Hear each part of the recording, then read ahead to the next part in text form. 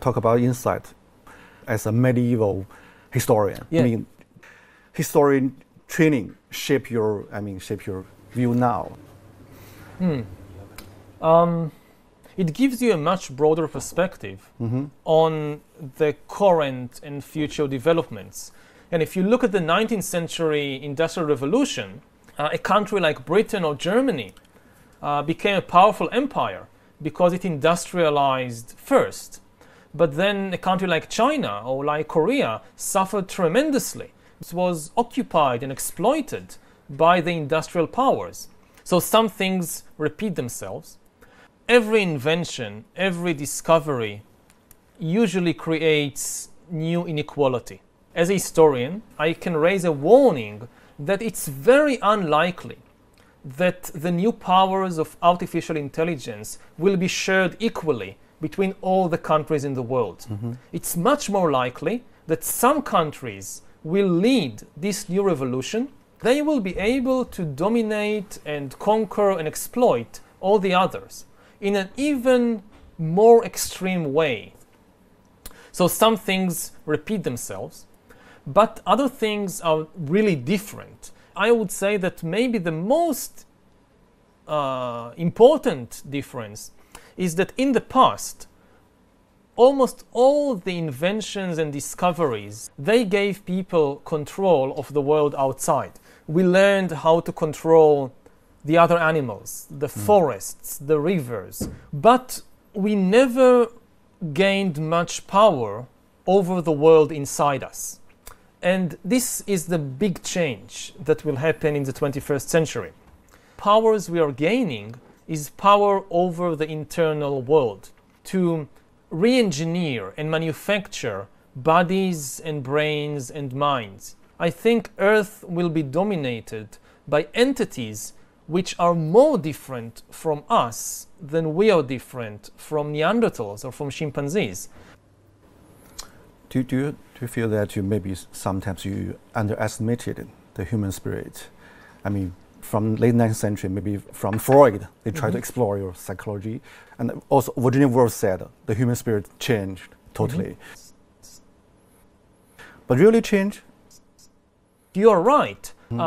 We know very little about the mind and about the spirit or the psychology of humans. It won't prevent us from gaining immense manipulative powers over ourselves. And this is one of the dangers. We had control, we had power to manipulate the world outside. We didn't understand the ecological system. And the same thing may happen with the world inside. We are far from understanding the human spirit or the human mind. And the result may be that we will face a mental collapse, similar to the ecological collapse we are seeing now. I think we are facing the danger of the distractions. Maybe human spirit is much more adaptive than we think and we imagine. It is very adaptive. That's certainly true. And we see it here that we still have the Stone Age bodies and Stone Age brains, and here we are flying in airplanes and then living in big cities and so forth. So we have an amazing ability to adapt. But what we see is a process of domestication of humans. We adapt the abilities that the economic system needs from us, the political system needs from us, but we neglect many other potential abilities that are deteriorating. This is what happened to the other domesticated animals. We created cows that produce enormous amounts of milk, but otherwise they are far less capable than wild cattle. Now, what the economic system needs from us is to constantly connect to the communication system. And all the new technologies, what they are doing is drawing us out of our body, disconnecting us from our senses, from our body, and connecting us instead to cyberspace. If you don't feel at home in your body, you will never feel at home in the world. My impression is that the number one cause for the feeling of alienation and stress which has huge economic advantages, but the mental price is very, very big. How do you evaluate your own visionary capability? I hope they are good. I think history is really the study of change. Yeah. Historians, their speciality is to study how things change in the world. Mm-hmm. I mean, it's so funny or very paradoxical. You're trained as a historian, but people ask you like you are a prophet about future. So how do you think about it? Now, of course, and I try to clarify it, but people don't always want to listen. I try to clarify it that I'm not a prophet. I'm not making predictions. Nobody knows what the world would be like in 30 or 50 years. It's impossible. Now, many people read your books because they want to survive in the future. Yes. It's become a new social Darwinism. So how do you react to I mean, they are reading. Well, you know, this is one of the problems of writing books and being an author, that you have no control of the way in which people read your books. Yeah. And I see it in many cases, like I write a passage in an ironic tone. For me, it's obvious that this is irony. And I think everybody who reads it will understand. I don't mean it seriously. It's just an irony. They didn't get it. And they don't get it. I mean, they read it in a completely flat and serious way. And they understand exactly the opposite of what I intended. So when you were on the stage, you talk about this. So you feel strong alienated from the reality? So it sometimes happens with some people, and you just have to accept that. I mean, there is no way to write something that people will always understand. You think about, I don't know, say the Bible. So you have Jesus coming and telling his disciples, if somebody slaps you on the cheek, turn the other cheek. And you should have only love for all people. And somehow people read this and they burn heretics and they start religious wars. I mean, how, if it's possible to get from Jesus to religious wars, then people can just, do with texts almost anything they like. Okay. I mean, again, I don't try to predict the future. I try to point out different possibilities, and I hope that, like Huxley, I'm offering an interesting visions. Yeah. Okay. Do you mind people call you guru? I don't like it, but I have no control over them. Okay. Hope to see you in Israel. Maybe we are planning to go there to see you there, Israel. Yeah. Thank you. It was very interesting. It's not the usual questions. Yeah, we should talk more maybe next time.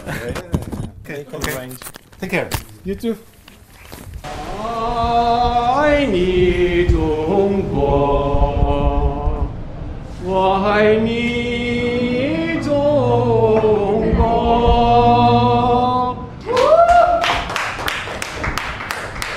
哇，好动人呐！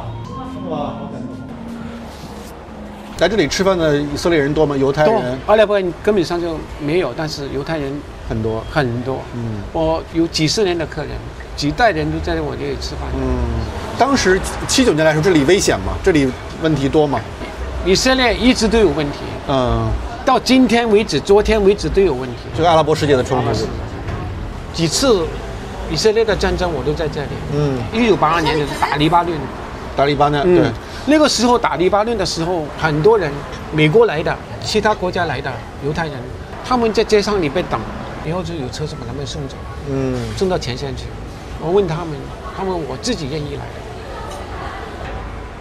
这边也有自杀性爆炸吗？很多，这个我亲眼看到的。在哪里？什么样子？这里39号。39号。这旁边那里。晚上也是爆炸了，他2个公交车啊。他等那个公交车到站的时候，这个公交车到站，那个恐怖事件引爆，2个公交车的人死伤很多人。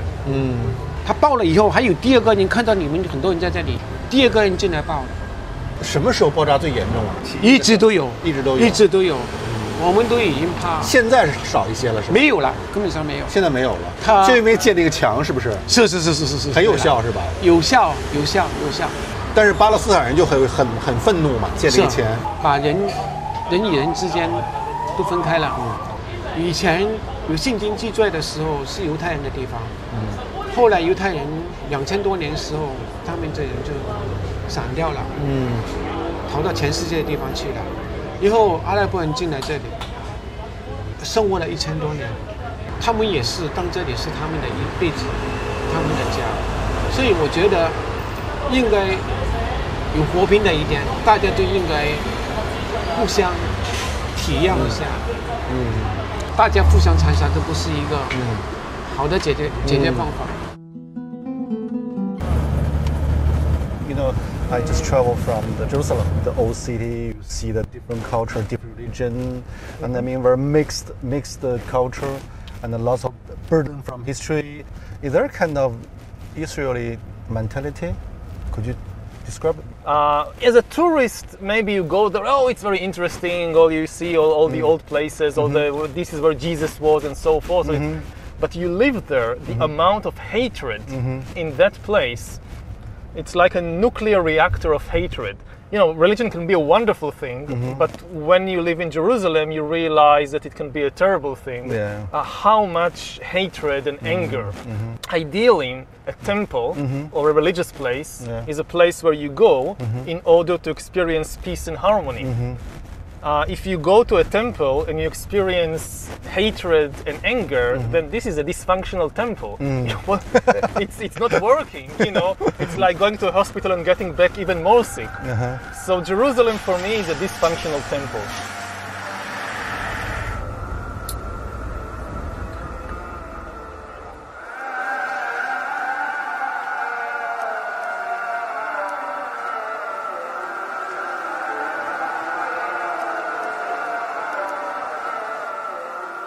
How this kind of things shape your mind, shape your...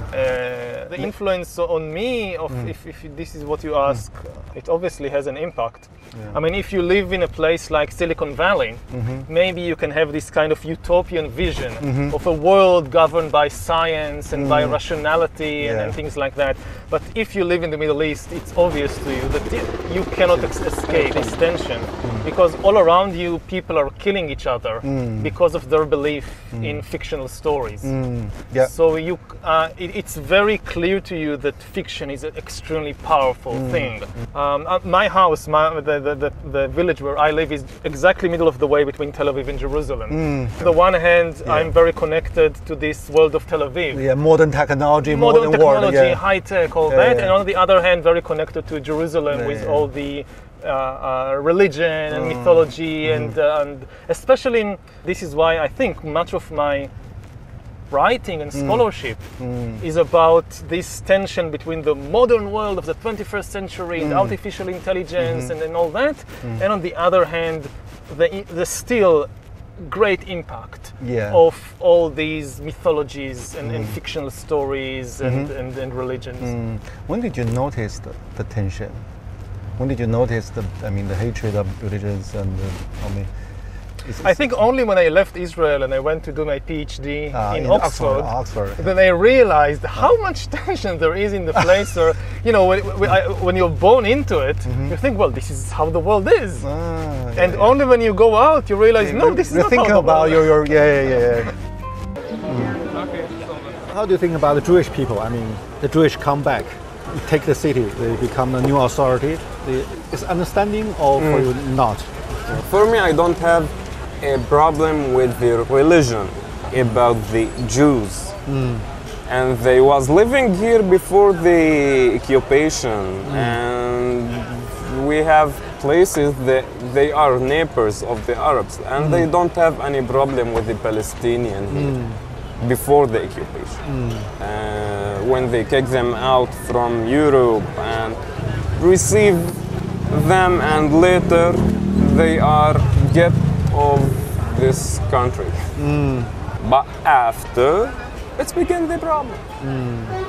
When I talk with the Israelis, most of the people, they have this stereotype. We really feel that. When they talking with me, are you real Arab? Yeah, I am Arab. Are you born in? Yes, I am born here. You know, here, the thing that it's helped me to live here in Jerusalem, it's how I look. according to the stereotype of the Israelis, I'm not look like the local people. The local people have to be dark-skinned, not handsome person, and also my accent is good in Hebrew. You speak Hebrew? Yeah, of course, because I'm lawyer. And in a good accent. So what's your nationality? Nationality, I don't have any nationality of any country. It's just residency. If I pass something, if I travel more than 3 or 7 years out of Israel, so they can get the ID, my ID. It's mean they can kick me out anytime. Like that we live. Do you have any solution? I mean, Actually, I don't see any solution. I am born here and I love this country. I will not pass to anywhere. Tell me more about, your self-searching in Oxford, your life, your thinking, your mentality, how the change happened. Yeah. How the change happened? Yeah. Well, I went to Oxford to do my PhD on military history. I was always very interested in the big questions of life. Yeah. What are we doing here, and what is the meaning of life, and what is the source of suffering in the world, and things like that.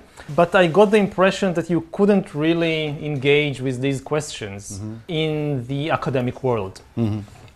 The academic world is kind of pushing you to focus on more and more narrow and specialized questions. On a parallel track, I'm personally very engaged and interested in these big philosophical questions. Big tension for you. Yeah. When I got my tenure at the university, I felt that, okay, now I'm kind of secure. Now they can't do anything to me. I'm some terrible crime, like you murder the dean or something, they can't touch you. Yeah. So I try and reconnect the two tracks with these big questions about humanity and about life. I guess it was luck had something to do with it, but it was very successful. In the 20th century, there are some historians also ask big questions like Arnold Toynbee, H.G. Wells. How this kind of tradition shaped you? I mean, influenced me. Yeah. The biggest influence on me, I think, was from Jared Diamond. Jared Diamond. He was a specialist in birds. Yeah. Yeah. He was the one who came and kind of showed the historians, look, you can do these things to, like, looking at humans from a bird's eye view. From bird to bird view. Yeah. So you're comparing Jared Diamond. What's your advantage and disadvantage of your books? Their strength compared with me is that I don't really have any background in biology. But if you just know biology, if you just understand evolution and you know everything there is to know about humans, you can now explain human history. I don't think that this can work because human history also has a very important ingredient of culture, of ideas, of stories, of fictions, and this is kind of my speciality. The exploration and understanding of fictions and mythologies and stories and their immense impact on human history. And if you don't give enough importance to the stories, to the fictions, you will never understand something like the Second World War, or like the French Revolution, or like the rise of Christianity. There was no biological or geographical explanation. So what do you think the major flaw of your theory? Have you ever think about it? Of my theory? Yeah, your perspective. You try to explain the whole world, the history, but what's the major flaw in the process? Well, if I knew the major flaw, I would have corrected it. But there are definitely flaws. I mean, do you have any kind of worry? Maybe I speak so much about the change, the process, but actually I don't understand very well. Do you have any kind of concern? There are many areas. Because your tongue in the books is so confident. So, yes. Yeah. There are many areas that I talk about and I have no first-hand experience. I just rely on what the experts in the field say and I believe them. And I have no ability to kind of verify for myself that what I'm saying is true. I just believe them. So it's only second-hand knowledge. I read articles and books about artificial intelligence and what are the principles behind the program, behind the machine learning. So I trust that they are right. I hope that they are not kind of, making this colossal mistake and leading the entire world after them. Welcome, welcome everybody. Maybe say something about yourself. You're from Dutch? Well, I am from a Dutch-German family, but I was born here. Nowadays I'm studying to become a rabbi, conservative rabbi. How could one be a rabbi?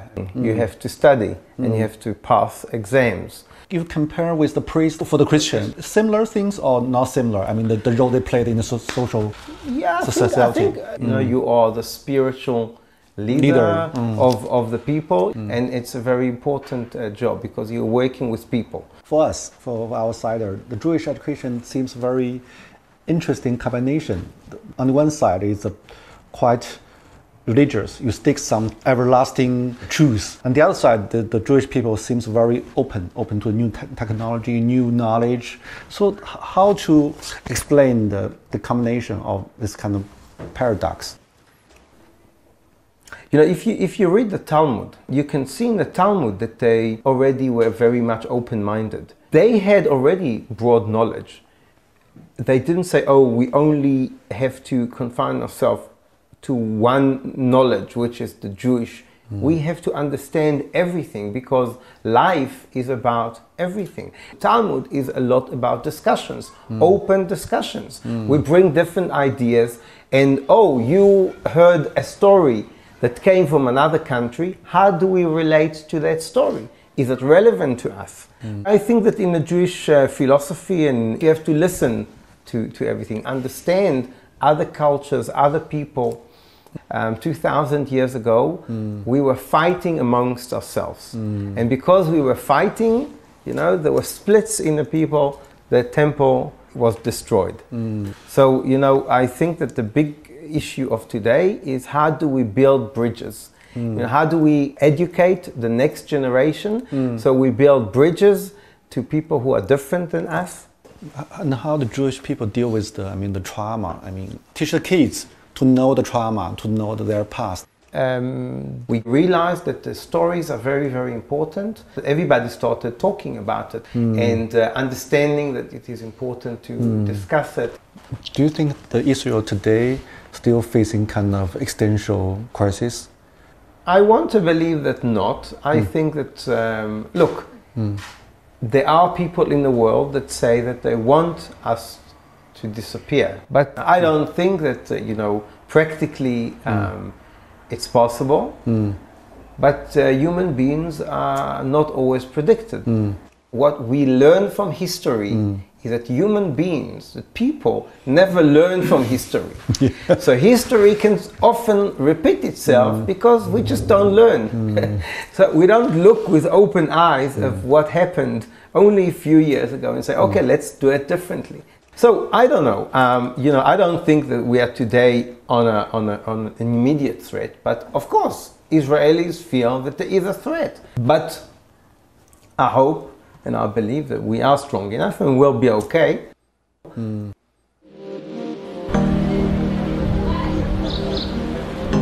在以色列，宗教深入人们的生活，不同教派主张各异。The fulfillment of my people's prayers for 2,000 years, 3 times a day. The Jewish. 海雅是一位有着3个孩子的正统教犹太人。Do you still feel lots of dangers in everyday life? There was a time when there were a lot of car rammings going on in Jerusalem, where terrorists would ram their cars into children. That was a scary time. My kids would go to school in the morning and I would literally cry with fear. That's not been happening in the past couple of years, so it's a quieter time right now. So I don't feel fear. I let my kids roam around freely. From your point of view, how to settle the huge conflict between Israel and Palestine? Is possible? during so long time. Right. I think with the consciousness that we have today, it's not so possible. We need to be doing that work on ourselves personally and inside of ourselves. You know, I'm a therapist. I do couples workshops, you know, where it's about working on communication. So I think we need to be communicating more with our enemies and working through it via communication. If the city is a patient, Yeah. how to describe the psychological problem or maybe mental disorder for the city? You know, it's interesting we're having this interview today. Today is the National Day of Mourning. There's all sorts of things that we do today to enter into a consciousness of mourning for all of the pain of the world.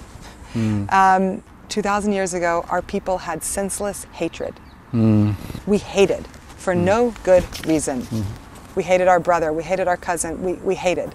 And for that, our national story goes, our temple was destroyed and the Jewish people were dispersed all over the world because we could not love each other. That's our psychological ailment is hate. And so the fixing of that is going to be love. It is love, senseless love. What does that mean and how do we do that is a whole other question, but I think just having that awareness, and we're trying to learn how to love senselessly. Wow. I know that seems like a little bit like theoretical maybe, but I think it's true. I think that's where we have to start. So in your book, you also mention about the global meaning crisis. Actually, people don't know who they are and they lost identity. So how to cope with it, from your point of view? How to deal with the phenomenon? We can't come back. We can't go back. We can't go back. This should be very clear. Yeah, we must create new. Yeah, what's new? What's the new meaning? I think that always the key is to get to know ourselves better. When people ask what is the meaning of life, they usually expect to be told some story about the universe, which gives them some role to play.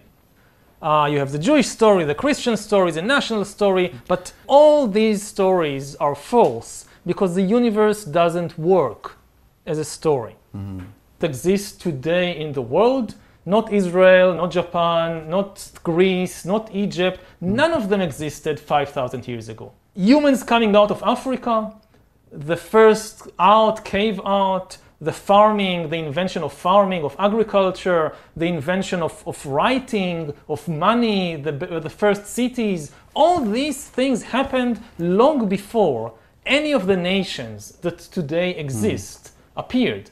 So none of them offers you an eternal truth. And I think that what the real answer to this search for meaning is leave all these stories aside. And the key thing is to really understand the reality about yourself. So there are many tools to do it, from meditation to the tools of science, that to really explore what is the body, what is the brain, what is happening within me. If you really know the truth about yourself, I don't think that you need any of these stories anymore. So you say you must create your own story. No, you don't create your own story. You search for the truth, about the reality about yourself. But you said the whole history is about story, but how to see the reality. But people never live in the kind of true reality, mostly fictional. Yes, as I said, in order to live in society, in order to have a functioning social order, you must have all these kinds of stories. They're useful as tools. You cannot build societies without a story in which people believe. But it's the same in the case of entire nations and religions. You can't organize millions of people together if they don't agree on some common story and common laws. So we need these things. But they are just tools. They are not the ultimate reality.